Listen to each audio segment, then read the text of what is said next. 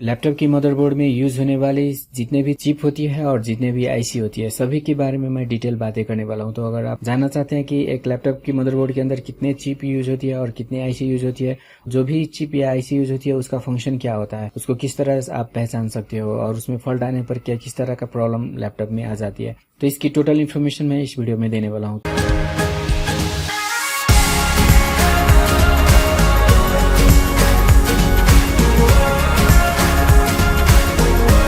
दोस्तों चलिए शुरू करते हैं वीडियो। सबसे पहले जानते हैं चिप के बारे में। तो दोस्तों इस तरह की जो पार्टी होती है उसको चिप बोला जाता है, CHIP चिप। किसी भी मदरबोर्ड में दो चिपें लगी होती है। एक होती है प्रोसेसर के पास, जैसे ये जो पार्ट देख रहे हैं इसको CPU सॉकेट बोला जाता है, और CPU सॉकेट के साथ ही एक इस तरह की चिप लगी होती है जिसको नॉर्थ ब्रिज बोला जाता है। तो ये जो चिप है इसको नॉर्थ ब्रिज बोला जाता है। इसको GMCH भी बोला जाता है। GMCH का मतलब हो जाता है ग्राफिक मेमोरी कंट्रोलर हब। इसका नाम से ही हमें पता चल जाता है कि ये चिप मदरबोर्ड के अंदर क्यों डाली गई है, क्योंकि इसका जो मेन फंक्शन होता है वो graphic and memory controller hub. तो ग्राफिक और मेमोरी को कंट्रोल करने का होता है। वो जो वीडियो देखती है या जो पिक्चर आती है हमारे डिस्प्ले के ऊपर, वो सभी सेंड करने का काम ये चिप करती है। इसके अलावा ये मेमोरी को भी कंट्रोल करती है। 3 मेमोरी कंप्यूटर लैपटॉप के अंदर यूज होती है, एक हार्ड डिस्क, एक रैम और एक रोम। तो तीनों में से सिर्फ रैम को कंट्रोल करता है। तो लैपटॉप में काम किस तरह होती है, जो भी आप डाटा इनपुट करते हो पहले प्रोसेसर में जाती है। प्रोसेसर काम करने के लिए रैम को यूज करता है, मतलब प्रोसेसर आपकी आप जो भी इनपुट देते हो डाटा उसको लाके रैम में डालता है, और रैम में आपका जो काम है, जो भी काम करना है वो प्रोसेसर रैम के अंदर काम करता है। रैम में काम करने के बाद वो डाटा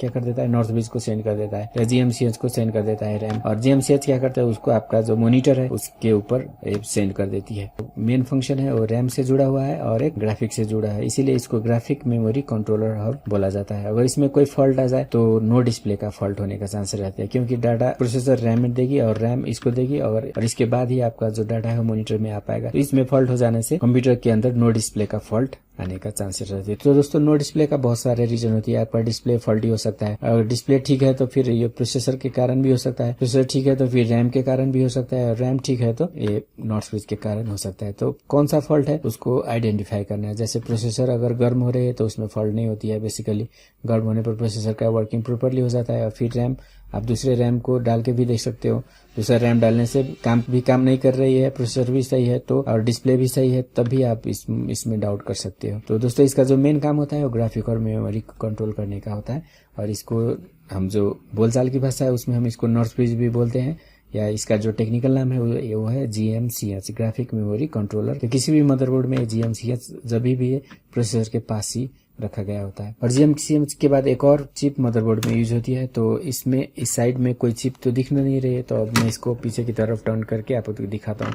तो आप देख सकते हो यहाँ पे भी एक चिप लगी हुई है, तो इसको साउथ ब्रिज बोला जाता है। तो किसी भी मदरबोर्ड के अंदर 2 चिपें लगी होती है, एक नॉर्थ ब्रिज और एक साउथ ब्रिज। साउथ ब्रिज मतलब प्रोसेसर से कुछ दूर होती है या बैक साइड में भी हो सकती है। तो इसका जो काम होता है वो नॉर्थ ब्रिज करती है, उसके अलावा बाकी जितने भी काम होती है सभी को यही हैंडल करता है, मतलब सभी को देखने का काम यही साउथ ब्रिज करती है। जैसे कि मतलब कंप्यूटर को ऑन करना या जो भी है, मतलब फैन को चलाना, कीबोर्ड को चलाना, टच को चलाना, या हार्ड डिस्क को कंट्रोल करना, DVD को कंट्रोल करना, जितने भी बाकी ऑपरेशन होती है सभी यही करती है। लेकिन सभी डायरेक्टली ये नहीं करती है, कुछ पार्ट को ये डायरेक्टली करती है, और कुछ पार्ट के लिए क्या होता है और भी IC यूज की गई होती है। जैसे आप देख सकते हो लैपटॉप के अंदर बहुत सारे और छोटे छोटे IC भी है। तो IC क्या होते हैं, वो IC जो भी पार्ट को कंट्रोल करती है, तो IC कुछ पार्ट को कंट्रोल करती है, लेकिन ये IC क्या होती है इसी के अंडर में काम कर रही होती है। मानिए कोई डाटा ऑडियो से आ रही है, मानिए आप कोई साउंड इनपुट की, तो इनपुट करने के बाद वो जो डाटा है वो ऑडियो IC में आएगी, और ऑडियो IC के बाद साउथ ब्रिज में आएगी, और इसके बाद प्रोसेसर में चली जाएगी। तो दोस्तों जो मास्टर कंट्रोलर है वो यही है,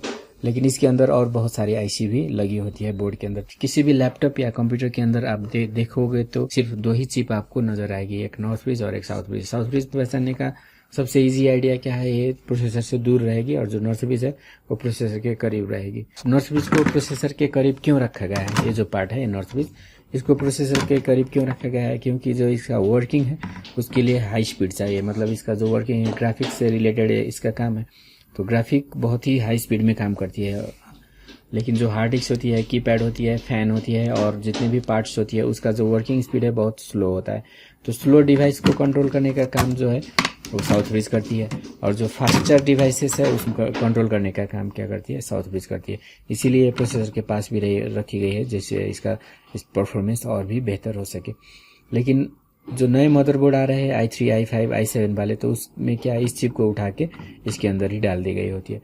तो उससे क्या हो जाता है, लैपटॉप का स्पीड और भी बेहतर हो जाता है और परफॉर्मेंस और भी बढ़िया हो जाता है। तो अगर आप किसी भी नए लैपटॉप के मदरबोर्ड के अंदर देखे होंगे तो इस चिप नहीं भी हो सकती है। तो चलिए मैं आपको एक नए मदरबोर्ड भी मैं आपको दिखा देता हूँ। जैसे आप यहाँ पे देख सकते हो, जैसे ये जो मदरबोर्ड है i5 मदरबोर्ड है, तो इसके अंदर आप देख सकते हो यहाँ पे प्रोसेसर सर्किट है और इसका प्रोसेसर सर्किट में अंतर भी आप देख सकते हो। इसका प्रोसेसर सर्किट का जो पिन नंबर ऑफ पिन है बहुत ज़्यादा है और इसका प्रोसेसर सर्किट का जो पिन है वो कम है, क्योंकि इसमें क्या है, प्रोसेसर और नॉर्थ ब्रिज दोनों को कंबाइन करके इसमें डाला जाता है।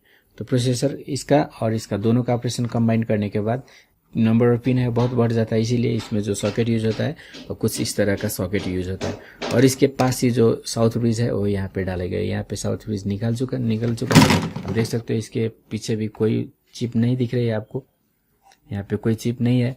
तो इसका मतलब जो यहाँ पे जो चिप था, यहाँ पे मैंने इसको निकाल दिया है, तो यहाँ पे जो चिप था वो साउथ ब्रिज था। तो साउथ ब्रिज अब इसके पास आ गई और नॉर्थ ब्रिज इसके अंदर ही चली गई, तो इसका स्पीड क्या हो जाता है, और भी बढ़ जाता है। तो इसीलिए जो i3, i5 या i7 या जो लेटेस्ट लैपटॉप अभी आ रहे हैं उसका स्पीड क्या होता है, पुराने लैपटॉप के कंपेयर इसका जो परफॉर्मेंस है, जो स्पीड है वो हाई होता है। तो दोस्तों आपको मालूम हो गया होगा कि जो चिप होती है वो दो होती है, नॉर्थ ब्रिज, साउथ ब्रिज। तो लेकिन जो नए लैपटॉप में होती है वो नॉर्थ ब्रिज आपको देखने को नहीं मिलेगी अलग से, क्योंकि नॉर्थ ब्रिज को प्रोसेसर के अंदर ही डाल दी गई होती है। तो दोस्तों चलिए मैं आपको एक और लैपटॉप में दिखा देता हूँ जिससे आपको क्लियर हो जाएगा। जैसे यहाँ पे भी आप देख सकते हो, यहाँ पे प्रोसेसर का सॉकेट हो गया, उसके बाद ये जो है ये साउथ ब्रिज हो गया, क्योंकि आपको पीछे भी मैं दिखा देता हूँ, इसमें दूसरा कोई साउथ ब्रिज चिप यहाँ पे नहीं लगा है। तो इसका मतलब क्या है, ये जो पार्ट है ये साउथ ब्रिज है और ये जो पार्ट है ये क्या है, प्रोसेसर है। तो नॉर्थ ब्रिज कहाँ गई फिर, क्योंकि नॉर्थ ब्रिज को प्रोसेसर के अंदर डाली गई होती है i3, i5, i7 में, इसीलिए नॉर्थ ब्रिज और प्रोसेसर कंबाइंड होता है, जिसको हम यहाँ पे डालते हैं, और एक साउथ ब्रिज को अलग से डाला गया होता है। और तो दोस्तों मैं आपको एक और भी बातें यहाँ पे दिखा देता हूँ। जैसे आप देख सकते हो प्रोसेसर के बगल में एक और भी चिप रखने की जगह यहाँ पे आप देख सकते हो। तो यहाँ पे जो चिप था उसको ग्राफिक चिप बोला जाता है। करने वाले वीडियो एडिटिंग या गेमिंग के लिए या प्रोग्रामिंग के लिए अगर आप लैपटॉप ले रहे हो तो उस ग्राफिक लेना जरूरी होता है। तो जो ग्राफिक होती है उसके लिए नॉर्थ ब्रिज, साउथ ब्रिज के अलावा भी एक और चिप डाली गई होती है जिसको ग्राफिक चिप बोला जाता है। तो ग्राफिक चिप के लिए क्या होता है, इसके बगल में मेमोरी भी होती है, इस तरह का आप जो मेमोरी भी देख सकते हो।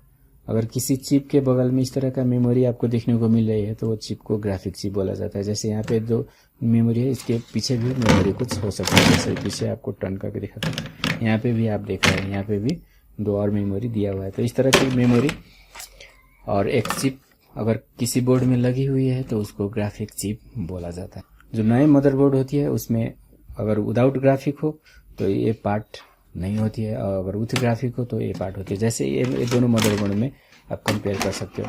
जैसे इसमें दोनों सेम मदरबोर्ड है, इसमें विथ ग्राफिक है, ये क्या है विदाउट ग्राफिक, क्योंकि इसमें कोई इस तरह का चिप भी नहीं है और इस तरह का मेमोरी भी नहीं दिया गया है। देख सकते हो आप पूरे बोर्ड में, मैं पीछे भी टर्न करके आपको दिखा देता हूँ, इसमें कोई भी ग्राफिक चिप या मेमोरी इसमें नहीं है। तो ये विदाउट नॉन ग्राफिक मदरबोर्ड हो गया और ये क्या हो गया, ग्राफिक मदरबोर्ड हो गया। मतलब ये जो मदरबोर्ड थी इसमें ग्राफिक लगी हुई थी और ये जो मदरबोर्ड है इसमें ग्राफिक नहीं है। तो इस तरह से आप कोई भी कंप्यूटर खरीदो तो अगर आप ग्राफिक वाला लेते हो तो इस तरह से आपका स्ट्रक्चर होगा, अगर विदाउट ग्राफिक वाला लेते हो तो इस तरह का स्ट्रक्चर होगा। और जो दोस्तों सबसे पुराना बोर्ड ये था पेंटियम 4, इससे भी पुराना होता है पेंटियम 3, लेकिन वो तो अभी नहीं चलता है। तो अगर आपके पास कोई पुराना लैपटॉप हो तो उसका स्ट्रक्चर कुछ इस तरह से होता है, उससे नया लैपटॉप हो तो नॉन ग्राफिक वाले लैपटॉप हो तो उसका स्ट्रक्चर इस तरह से होता है, और जो ग्राफिक वाले लैपटॉप होता है उसका स्ट्रक्चर कुछ इस तरह से होता है। और इससे भी जो लेटेस्ट अभी मदरबोर्ड आ रही है तो इसमें क्या किया जाता है, जैसे साउथ ब्रिज को भी इस प्रोसेसर के अंदर ही डाल दी गई होती है। मतलब नॉर्थ ब्रिज, साउथ ब्रिज और प्रोसेसर तीनों को एक ही में डाल के बोर्ड में फिक्स कर दी गई होती है। तो उससे क्या हो जाता है, इसका परफॉर्मेंस और भी हाई हो जाता है और उसमें फॉल्ट आने का चांसेस भी कम हो जाता है। तो उसके लिए मैं आपको यहाँ पे एक और बोर्ड भी दिखा देता हूँ। जैसे ये बोर्ड देखिए आप, यहाँ पे आप देख सकते हो, यहाँ पे एक बड़ा सा चिप है, एक बड़ा सा चिप आप देख सकते हैं यहाँ पे। ये प्रोसेसर हो गया और ये जो बड़ा चिप है वो नॉर्थ ब्रिज और साउथ ब्रिज दोनों को कंबाइन करके एक ही चिप में मतलब सभी को डाल के यहाँ पे बोर्ड के साथ फिक्स कर दिया गया है। तो इस तरह की प्रोसेसर को आप निकाल भी नहीं सकते क्योंकि इसमें north bridge south bridge processor सभी एक ही में डाला गया है।